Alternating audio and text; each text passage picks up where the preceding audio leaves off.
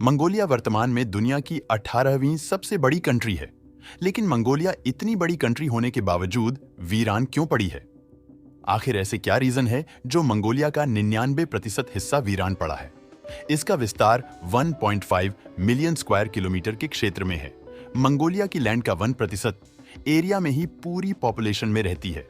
और हैरानी की बात तो यह है कि इस एरिया से इंसान जितना दूर चला जाता है, उसके जिंदा रहने के चांसेस उतने ही कम होते जाते हैं।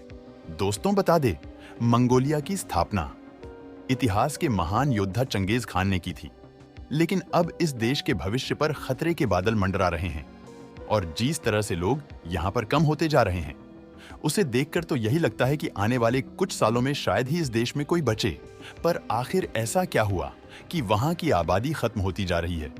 चलिए जानते हैं इन सारे सवालों के जवाब। दोस्तों, मंगोलिया की आबादी की बात करें तो मौजूदा समय में वहां पर 30 लाख लोग ही रहते हैं।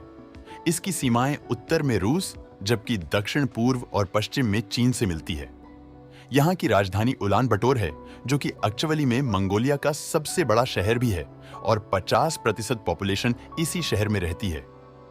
ये कहानी शुरू होती है जब चंगेज खान ने मंगोलिया पर राज करना शुरू किया था। अपने एम्पायर को बढ़ाते एक समय ऐसा आया जब चंगेज खान के खौफ का दबदबा पूरे एशिया में था।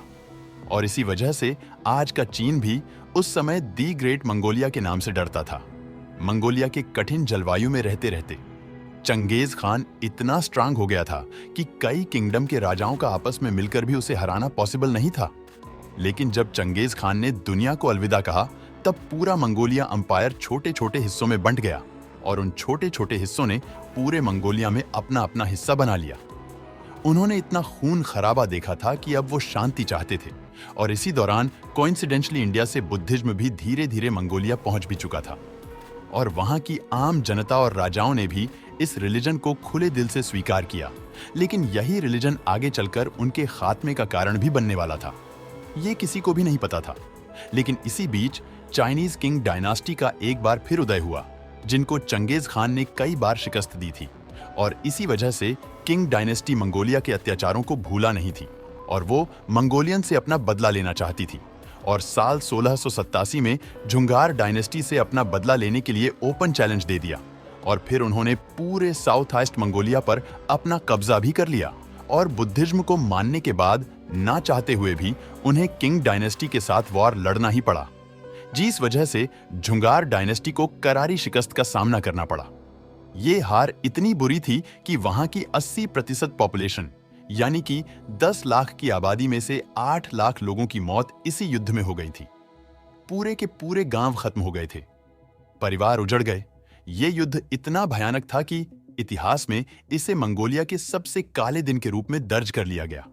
इस युद्ध के बाद पूरे मंगोलिया पर किंग डायनास्टी का शासन आ गया और उन्होंने मंगोलिया पर 200 सालों तक शासन किया।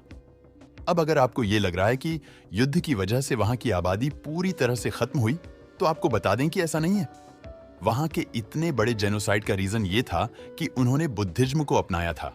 इस धर्म के विचारों में चलने की वजह से हर 3 में से एक मर्द मौक बन जाता था और वह पूरी जिंदगी शादी नहीं करता था। ऐसे में कई पीढ़ियां और वंश सिर्फ उन तक ही सीमित रह जाते थे। लेकिन एक सवाल अभी भी बचा है और वो ये है कि आखिर इतना बड़ा देश होने के बाद भी उनकी पूरी आबादी सिर्फ 1% एरिया में ही क्यों रहती है? क्योंकि मंगोलिया की पूरी जमीन पर कोई और जगह लोगों के बसने के लिए सही नहीं है और इसमें मंगोलिया की जियोग्राफिकल लोकेशन मेजर इंपैक्ट डालती है। अगर आप मैप को ध्यान से देखोगे तो मंगोलिया के नॉर्थर्न, यानी कि ये पार्ट और वेस्टर्न पार्ट पूरी तरह से है ऊंचे हैट वाले माउंटेन्स रेंज से घिरे हुए हैं और बचे हुए मंगोलिया के बाकी सभी पार्ट्स को भी देख लेते हैं। मंगोलिया का साउथर्न और वेस्टर्न पार्ट पूरी तरह से खाली पड़ा हुआ है। इतिहास में भी इंसानों ने कभी भी इस जगह पर अपना परमानेंट सेटलमेंट बनाया ही नहीं, क्योंकि इस एरिया में इंसान तो दूर मंगोलिया में पाए जाने वाले ये बैक्ट्रियन कैमल भी सर्वाइव नहीं कर पाते, क्योंकि यहाँ का क्लाइमेट बहुत ज्यादा खराब रहता है। इसलिए मंगोलियन लोगों के पास ना ही वेस्टर्न पार्ट में रहने की जगह है, ना ही साउथर्न पार्ट में और ना ही ईस्टर्न पार्ट में। अब ऐसे में ये पूरी 100% मंगोलियन पॉपुलेशन इस 1% एरिया में ही रहने को मजबूर है, क्योंकि इन्हीं एटीट्यूड माउंटेन्स रेंज की वजह से इस एरिया का टेम्परेचर बढ़ जाता है और जीवन के लिए सामान्य हो जाता है। बाकी की जगह मंगोलिया का तापमान -50 डिग्री सेल्सियस तक चला जाता है और इसी वजह से मंगोलियन लोग केवल 1% एरिया में ही रहते हैं और बाकी का एरिया वीरान पड़ा है। दोस्तों, मंगोलिया के बारे में जानकारी पसंद आए हो तो वीडियो लाइक और शेयर करें।